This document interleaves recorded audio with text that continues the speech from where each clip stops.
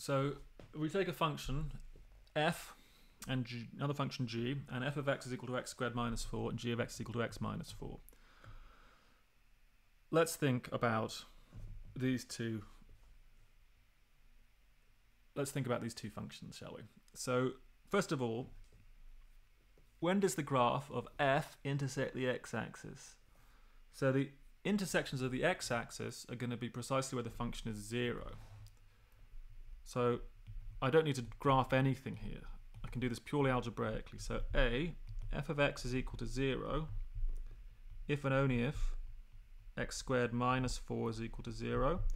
If and only if, add 4 to both sides, x squared is equal to 4. If and only if x is equal to plus minus 2. So x is plus or minus 2. Those are the intersections with the x-axis.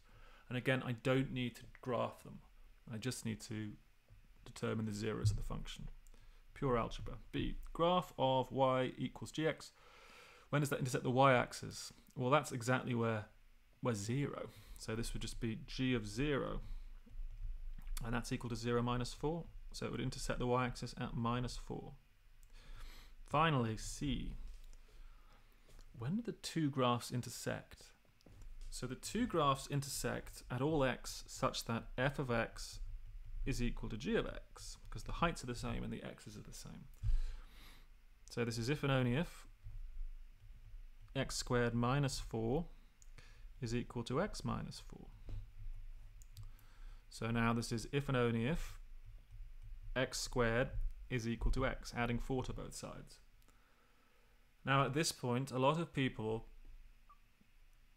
do something that is true but is going to be very wrong potentially. Namely, they take the square root to try to undo the square. That's a nightmare because you'd end up with, well, first of all, the square root of the square is the absolute value, first of all, and then you'd have the absolute value of x is equal to the square root of x. It would be extremely unpleasant, right? So instead, what do we have? Well, what we should do is use the zero product law, as we've seen before. So this is if and only if x, sorry, let me do this absolutely fully, I don't want to skip any steps. X squared minus x is equal to 0, and this is if and only if, let's factor out an x.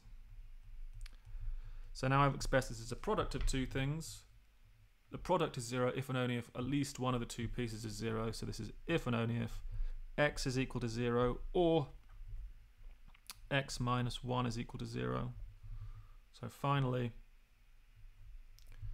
this is if and only if x is equal to 0 or add 1 to both sides, x is equal to 1.